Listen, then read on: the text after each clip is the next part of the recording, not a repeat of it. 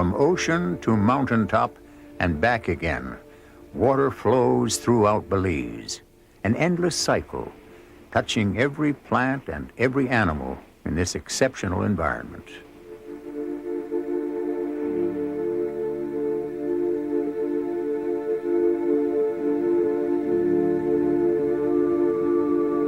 Nestled on the warm Caribbean coast, Belize is a tiny nation, not much bigger than the state of Massachusetts, but its terrain is remarkably diverse, embracing everything from rainforests to lagoons.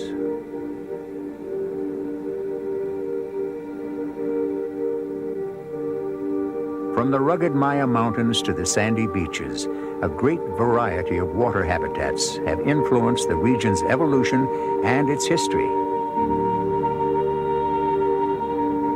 The ancient Maya people understood the water cycle and its importance to the natural balance of their world. They worshiped Chak, the god of rain, for he was the source of water, and water the source of life.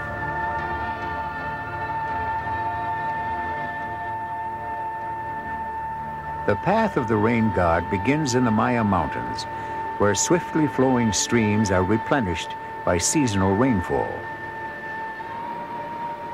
Here, the rocky terrain is among the most infertile in the tropics, and very few nutrients are washed into the waterways.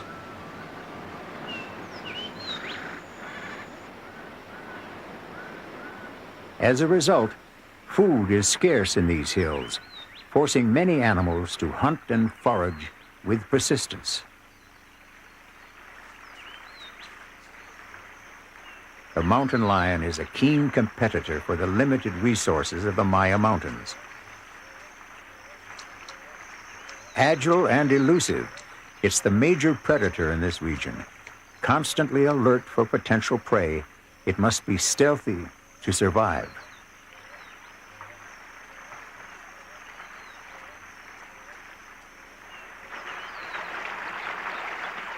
Other forms of life survive in this poor environment by using specialized feeding techniques. Black fly larvae live in high mountain streams where there's very little food. They compensate for the lack of nutrients by feeding with remarkable efficiency. Using two mucus-covered filters, they extract tiny particles of food which will fuel their transformation into adult black fly.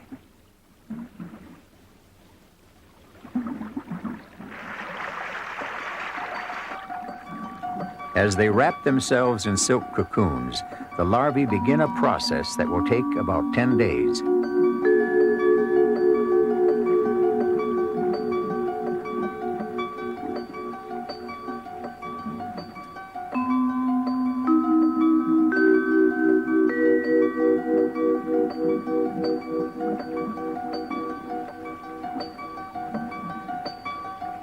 Protected by a bubble of air, they float to the surface and fly away.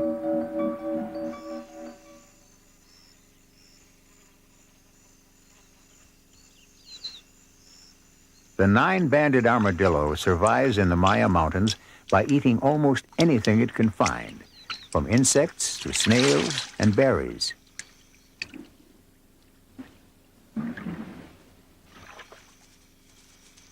In Spanish, armadillo means little armored one, an accurate name.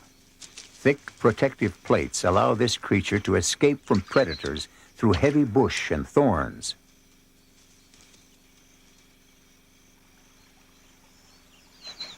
To overcome the scarcity of food, even plants have found unique solutions. The sundew traps live insects, using its sticky tentacles as a lure.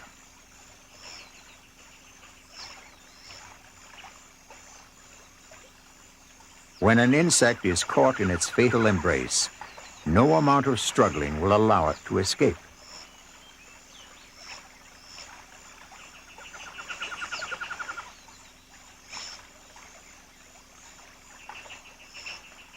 In less than 2 hours, the sundew will open, and the insect's remains will be blown away.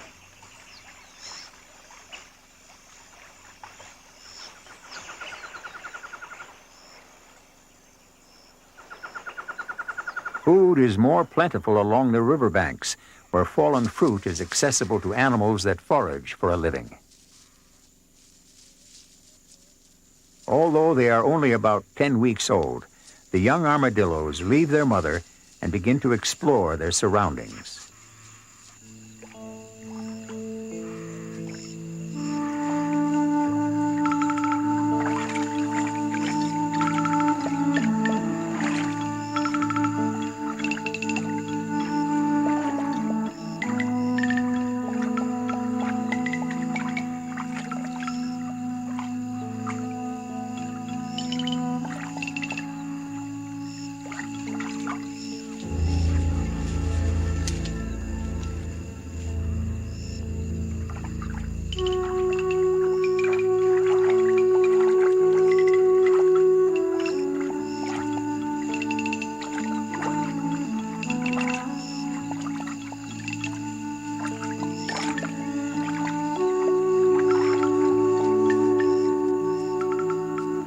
For the young armadillos, to wander freely is to risk a dangerous encounter.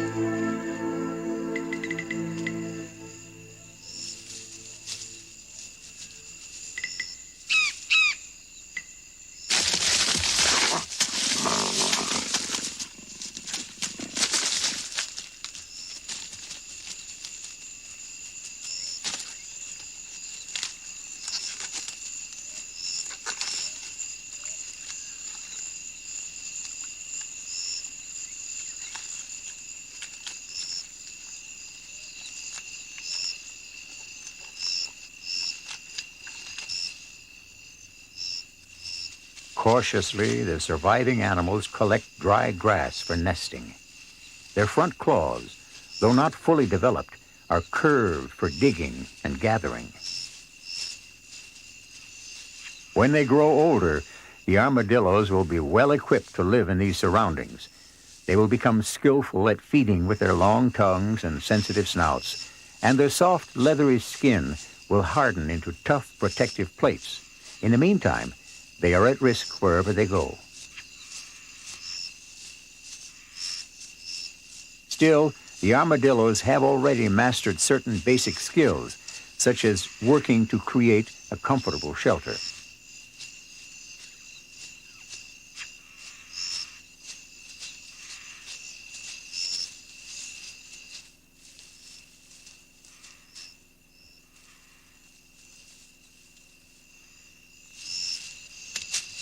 For the mountain lioness, even the smallest carcass may be worth preserving for another time.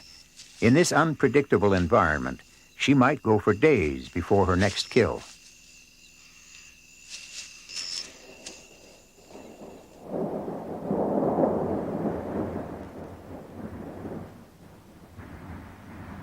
After 4 dry months, the rains return with a vengeance.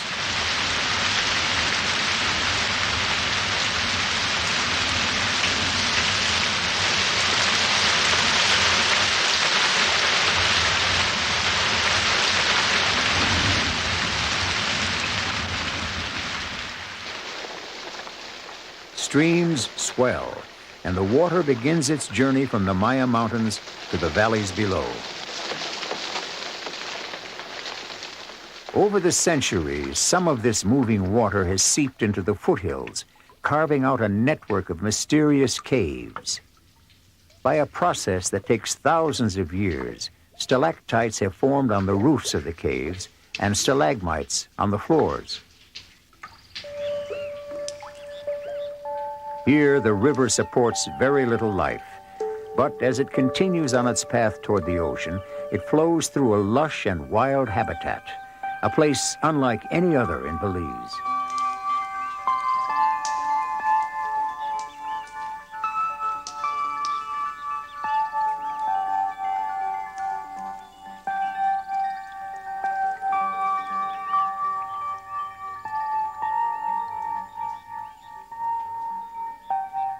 On the borders of darkness and light, some unique forms of life have emerged. Close to the cave entrance, fungus fly larvae spin a curtain of fine threads, which they use like fishing lines. Each thread has a sticky substance at one end that acts as a natural trap for flying insects.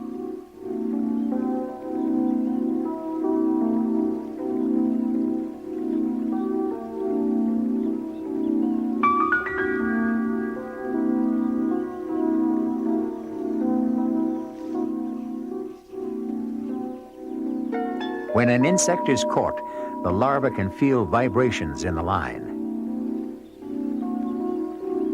And the victim, unlikely to escape, is reeled in to be eaten alive.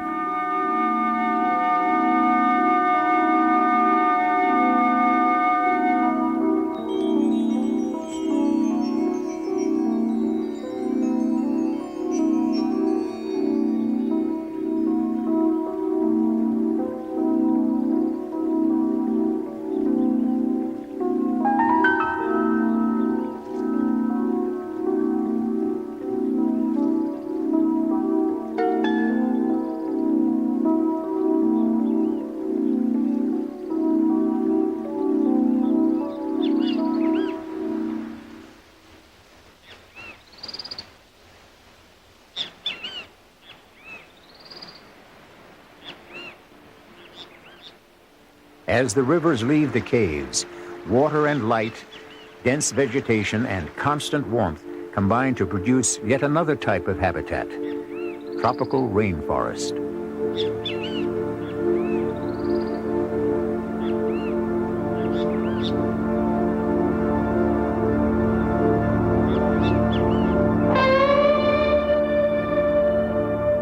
This is limestone country. In sharp contrast to the barren mountains above, the area is fertile and there is plenty of food.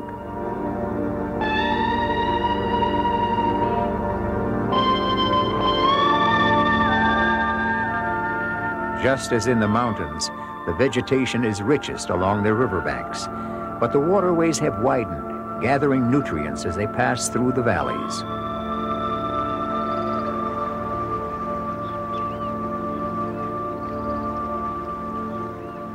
The rivers attract all sorts of animals, including the largest carnivore in Belize.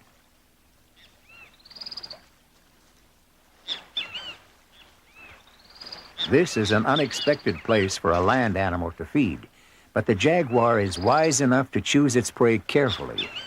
In these humid conditions, wounds are slow to heal, and a hunting injury could prove fatal.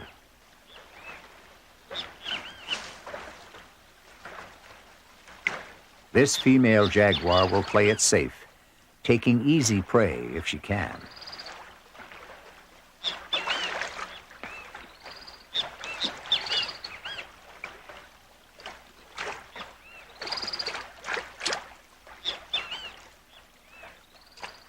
But she may have met her match.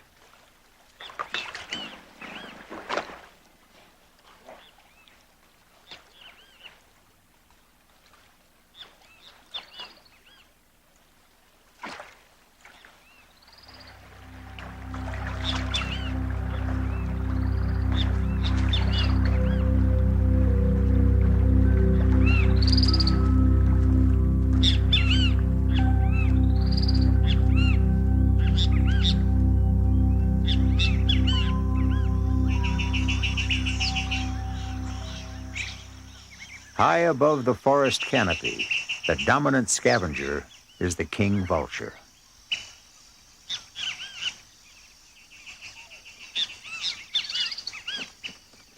With excellent eyesight, this bird is quite adept at finding food in the overgrown forest, but only certain kinds of food will do.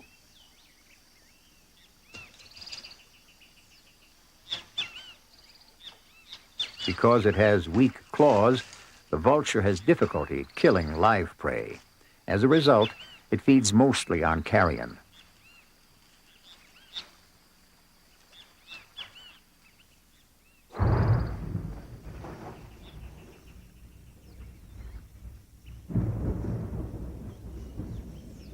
Although it has to scavenge to survive, the king vulture is a master of the air. With a wingspan of up to 7 feet, this is one of the largest and most powerful birds in Belize.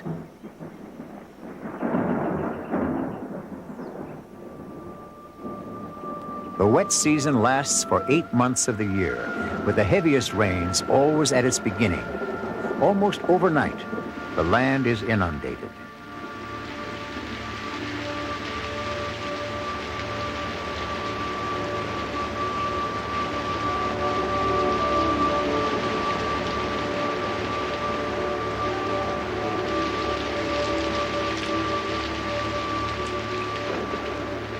In 3 days, as much as 30 inches of rainfall can sweep across the forest. As the floodwaters rise, they carry rich sediment down towards the sea.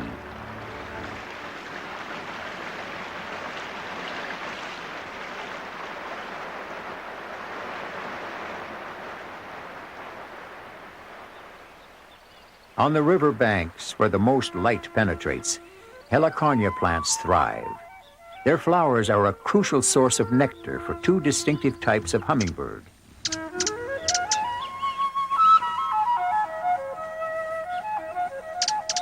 The rufous-tailed hummingbird is brilliantly colored, its prism-like feathers catching the light as it moves. And although it's fiercely territorial, the bird is small enough to perch in safety almost anywhere it chooses.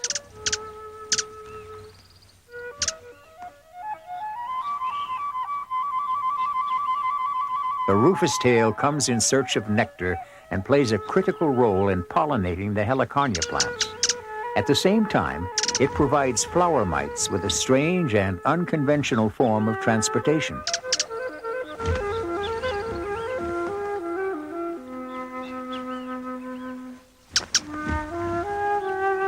As each flower dies, the mites crawl inside the bird's nasal passages and hitch a ride to the next flower.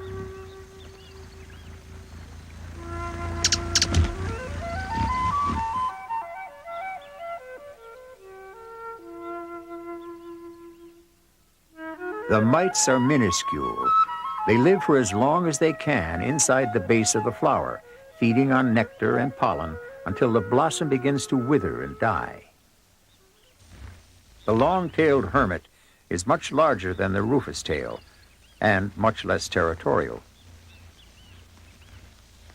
As a result, this hummingbird covers a lot of ground in its search for food, and it feeds constantly, just to replenish the energy it expends fluttering its wings.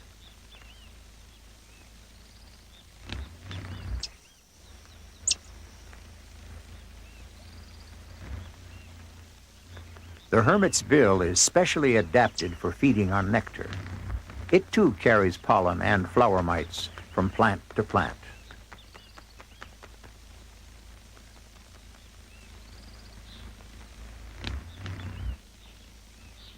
But the hermit's freedom of movement is not absolute. Certain blossoms may already be occupied by the territorial rufous tail, which seldom likes to relinquish control. The 2 birds compete for access to the flowers, but the rufous tail is by far the more aggressive. It will chase away anything it perceives to be a threat, even so benign a creature as the owl butterfly.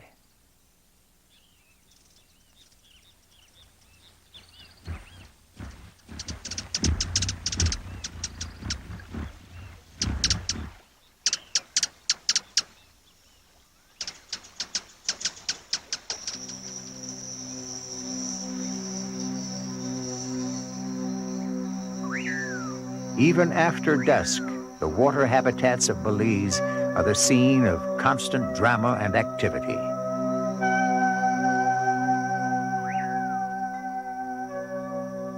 The owl butterflies arrive in the evening to lay their eggs on the heliconia plants, an activity that seems to enchant this young margay.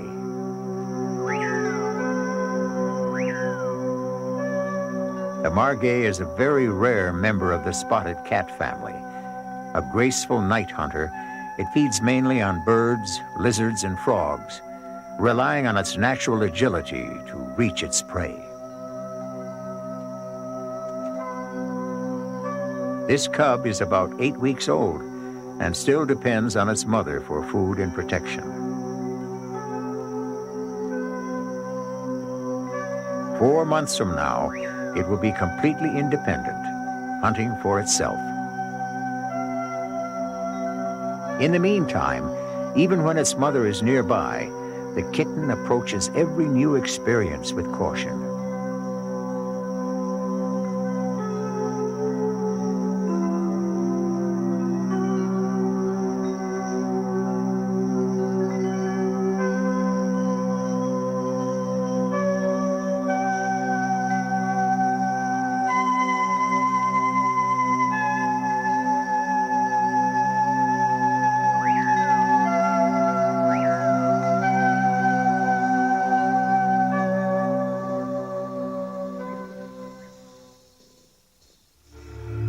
Night is also the domain of stealthy predators.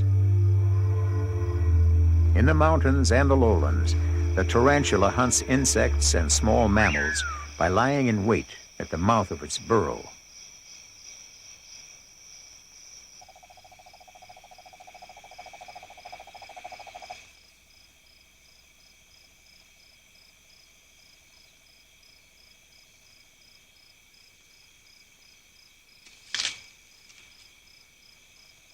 Once it has caught its prey, the spider injects it with a paralyzing poison. Now it becomes an easy matter to drag the victim away.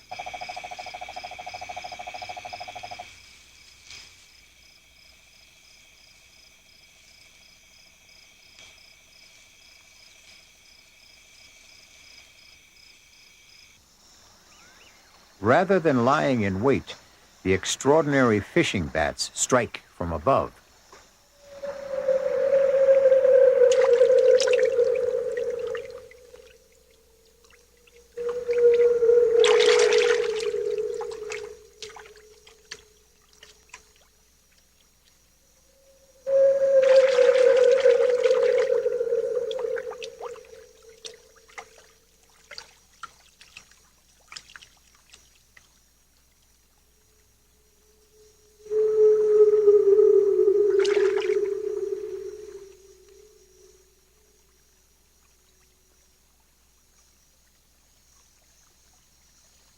The bats live in hollow trees, conveniently close to the water, where they tend to hunt alone.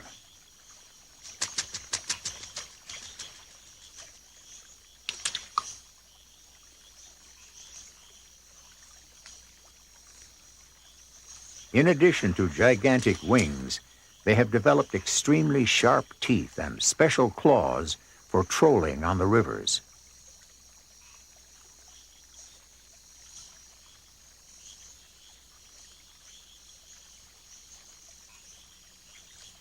The bats detect their prey by emitting high-pitched squeaks and listening for the echoes, which indicate ripples on the water's surface. They quickly analyze the signals, homing in on their prey with deadly precision.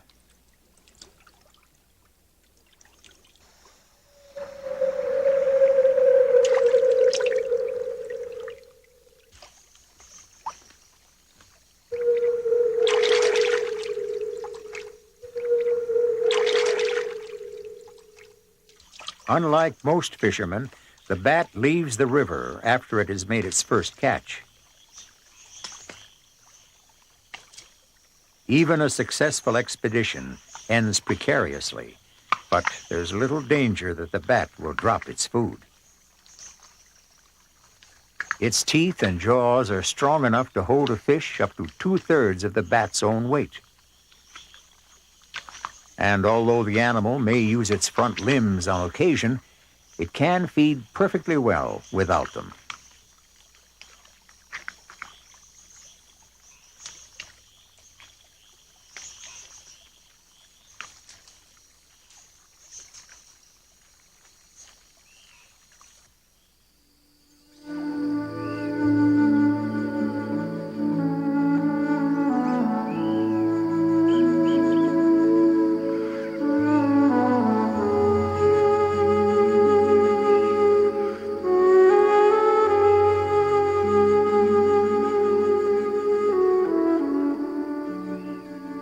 As the rivers of Belize leave the rainforest, they change dramatically. Fanning out into the open coastal plain, they soak into the land and create a vibrant network of swamps and lagoons.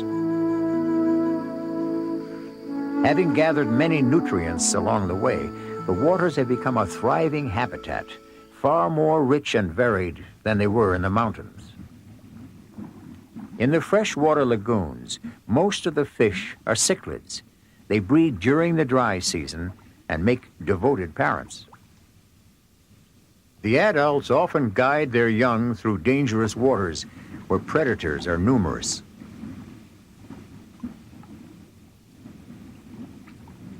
The Petinia is the most unusual of the cichlids. About 1 in every 1,000 is marked by a golden red color, like an anointed chief, and usually dominates in territorial disputes. Since their bright coloring makes them an easy target for predators, these fish have become fierce warriors in their own right.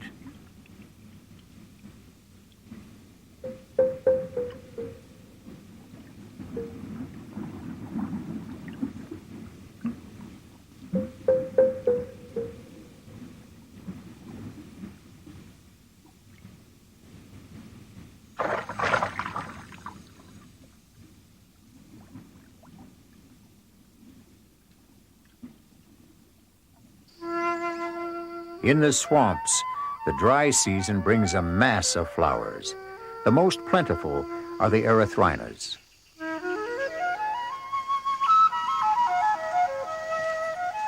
Black howler monkeys make a pilgrimage from the forest to take advantage of their rich nectar. The howlers have such a passionate appetite that they eat the leaves and buds as well as the flowers. Coatis also enjoy the nectar, but without destroying the blossoms. Theirs is a softer touch.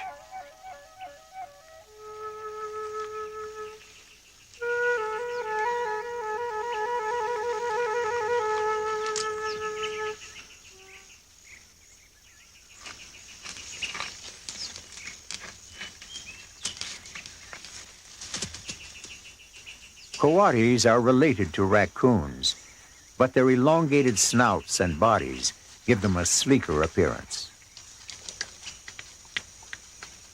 Like raccoons, they are true omnivores, eating anything from nectar to insects and lizards.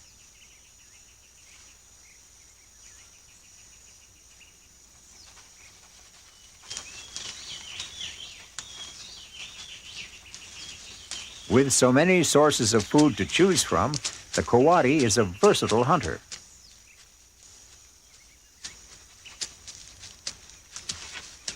Its acute sense of smell enables it to locate prey, while its long claws give it access to creatures that hide underground.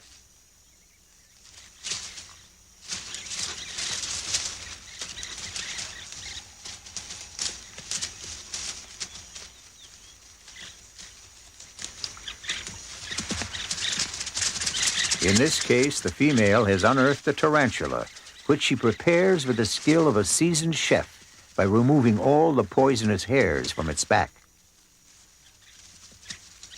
There's no soft touch here. Tarantulas require aggressive treatment.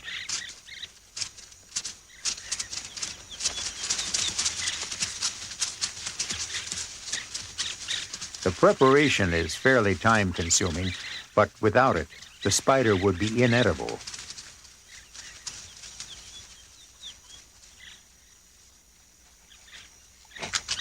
Plucked clean, but still alive, the tarantula is finally suitable for consumption.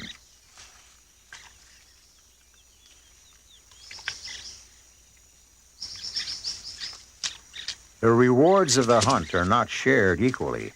The other animal will have to fend for itself.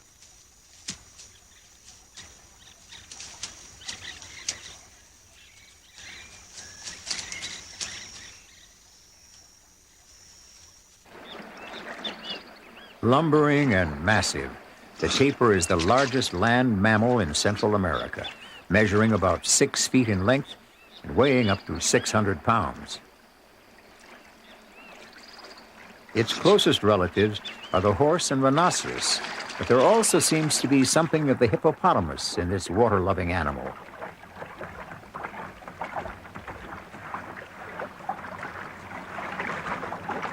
Pulling up weeds and other vegetation from the river floor, the tapir manages to stir up food for the fish as well.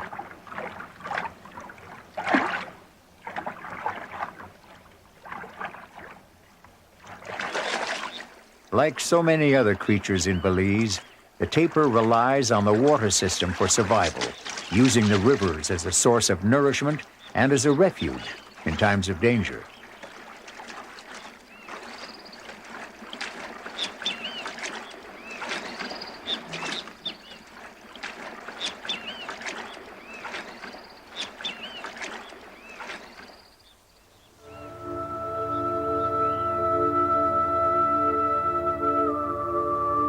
As the rivers approach the ocean, fresh and salt water mix for the first time. It's an unusual meeting, but a fortunate one for the mangrove trees which thrive in these conditions. In the branches of these trees, colonies of termites thrive as well. Skillful and industrious, the insects use wood pulp to build elaborate nests, complete with covered pathways leading to their food sources. Because they are completely blind, they have no trouble working in the dark. The workers follow chemical trails to gather building materials. They are responsible for maintaining the nest, and, like overworked caretakers, they are constantly needed for repairs. The predator that causes most of the damage is the tamandua, a tree-climbing anteater. With its keen sense of smell, it knows precisely when a colony is about to swarm. In its eagerness to feed on the termites within, the tamandua will use its powerful claws to tear the nest apart. The surviving termites will have to work long and hard to revive the colony. The young tamandua remains with its mother to learn about climbing and feeding until it is almost half grown.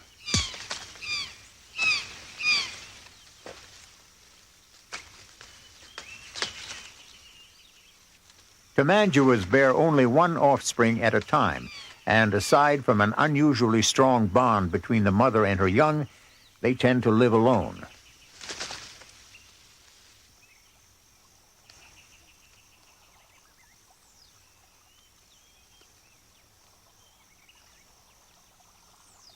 Because they have no teeth, tamanduas feed with a long, sticky tongue, and what they miss becomes a meal for the fish.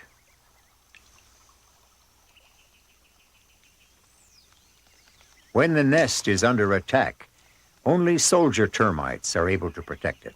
They have a special snout through which they squirt a noxious fluid at potential predators.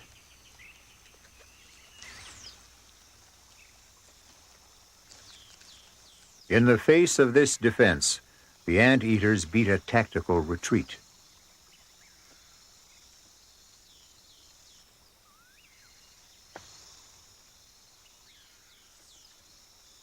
Mother and young may return later to resume their attack.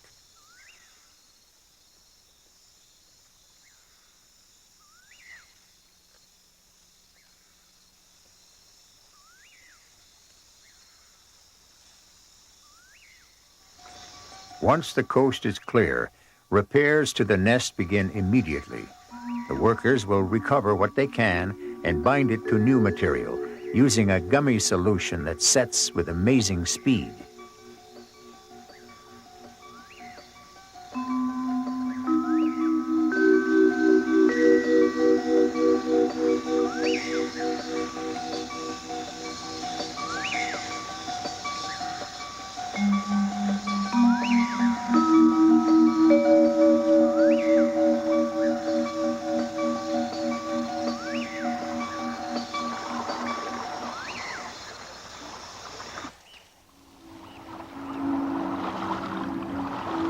Near the end of its journey, the water is becoming gradually more salty. Here, resting like an unpolished stone on the floor of the lagoon, is the manatee, or sea cow.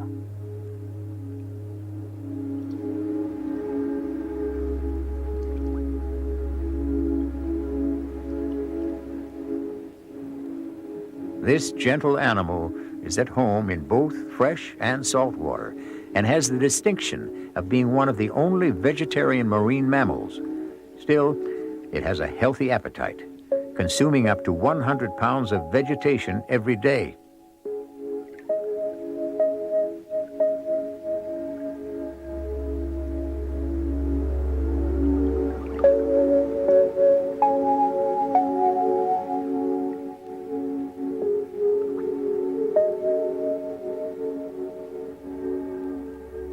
Manatees are often solitary, but when they do meet, they are extremely affectionate and sociable.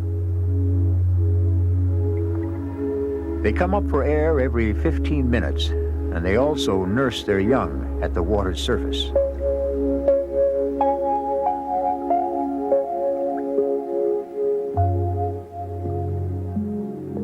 Some scholars speculate that the sight of the manatee is what gave rise to the mermaid legend.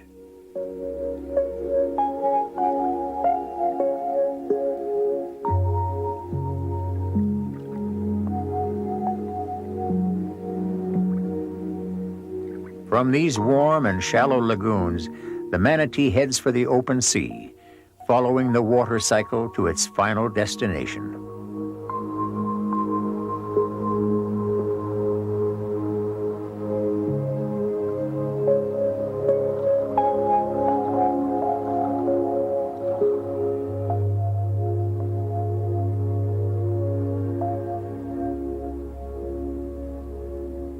Marine islands, known as cays, are welcome havens for migrating warblers, which fly south for the winter to escape the cold. It's a long and tiring trip, and this is their first resting spot. But they must always be on guard.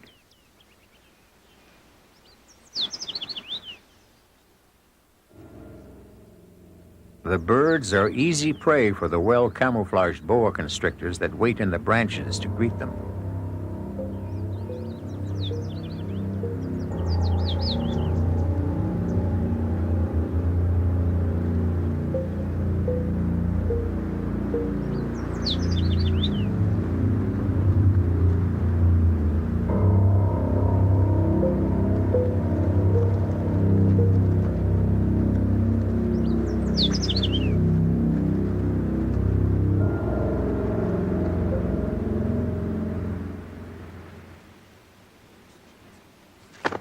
At the first opportunity, the scheming boa will wrap the newcomer in a powerful embrace.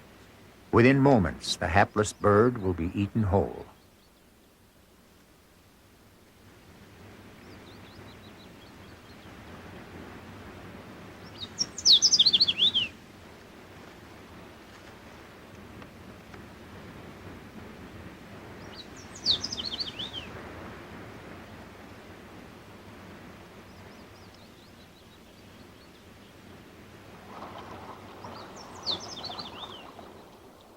The snakes have a true feast this time of year. A boa can make several kills a day and will actually swim from island to island in search of the migrating birds.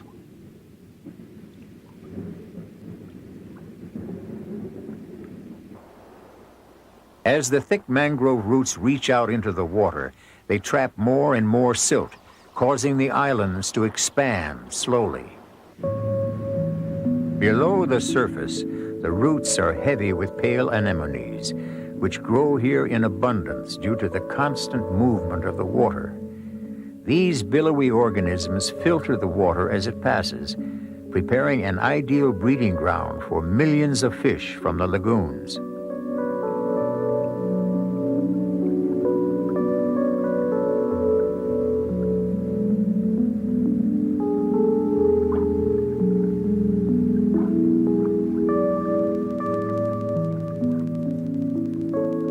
Many of the fish also come from the nearby coral reef. Second in size only to the Great Barrier Reef of Australia, this spectacular mass of coral stretches for 175 miles from the Yucatan Peninsula to the Gulf of Honduras. Built on a bed of clay washed down from the Maya Mountains centuries ago, this barrier has protected the mangrove swamps and lagoons from the ocean, creating a magnificent specialized environment that rivals any in the natural world. Beyond the reef, Caribbean birds find safe nesting areas. This island supports a community of more than 4,000 red-footed boobies. With so high a population, the breeding season is a busy time.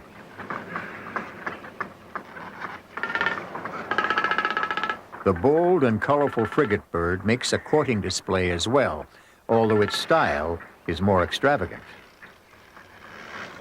Once they find mates, the boobies make exceptional parents. They're affectionate with one another, and they share all the responsibilities of parenting, from incubating the eggs to protecting and feeding the young.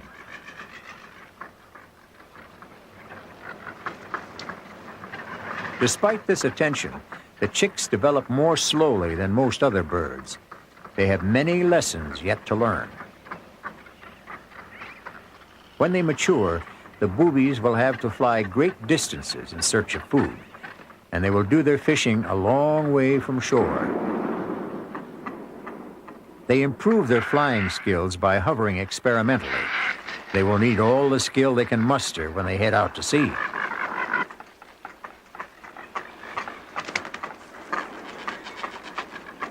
On fishing expeditions, the young boobies are no longer safe. They are completely at the mercy of the frigates.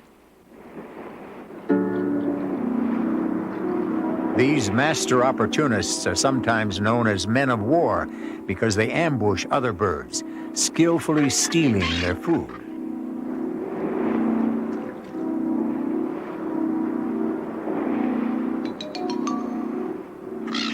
The aggressive frigates will harass a booby until it finally drops its catch.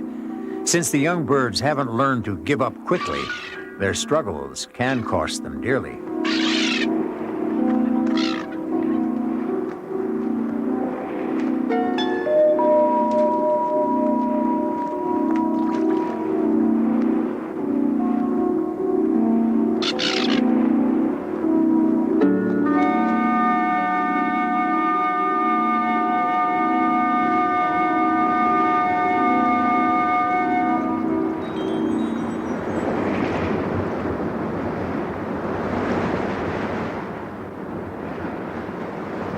The adult boobies have an easier time.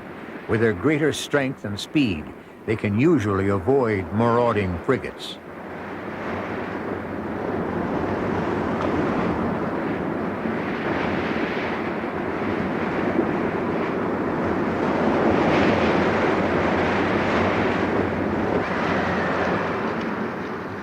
Between July and October, violent storms often strike Belize, and from time to time, hurricanes leave a trail of devastation in their wake.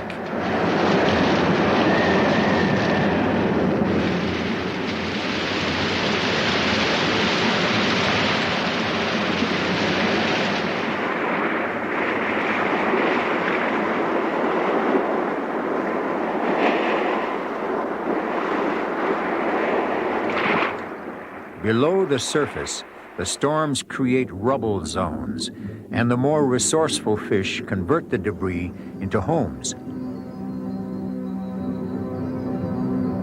The sail-finned blenny finds a well-protected site and is quick to defend it with an elaborate display. The blennies are extremely territorial, and they're able to change color to match their surroundings.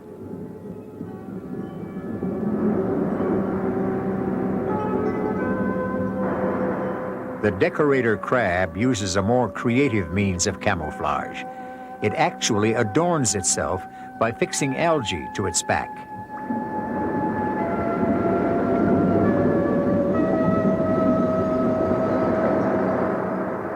The great decorator crab takes this idea even further. It carries live sea anemones on its back, an ornamental disguise that takes a willing partner.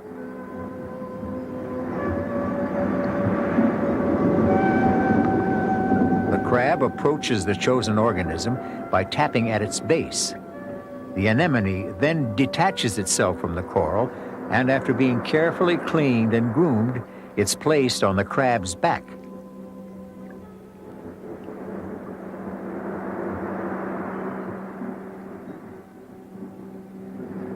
This is not an abduction. It has benefits for both members of this unusual partnership. The anemones camouflage the crab and protect it with their stinging tentacles. In return, the crab offers the safety of a mobile home and scraps of food.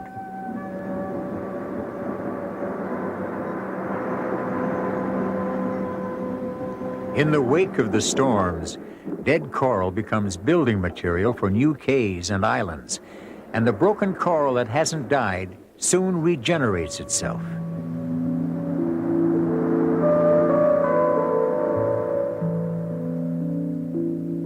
In this way, the seasonal storms are a blessing in disguise. Their disruption actually causes change and regrowth, making this one of the richest and most diverse habitats on Earth.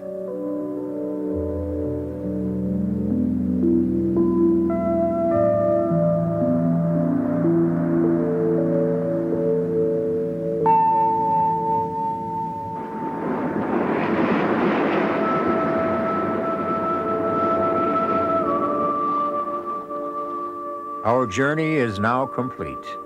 From the Maya Mountains down through the coastal lagoons, we have followed the path of the rain god back to the ocean. This is where the water cycle starts and finishes, circulating constantly throughout Belize, shaping every form of life as it defines the landscape.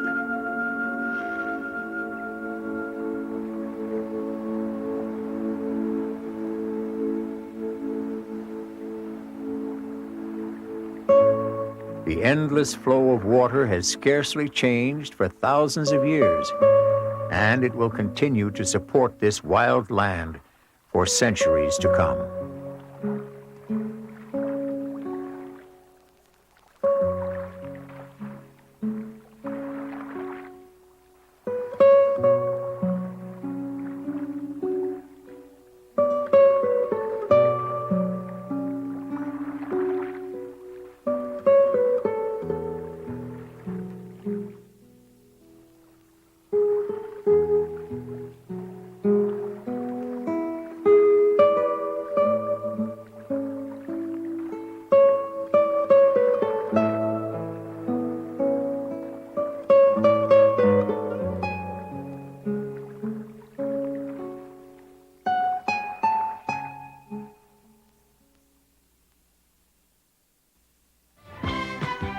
National Geographic Video, undeniably collectible and affordably priced, only from Vestron Video.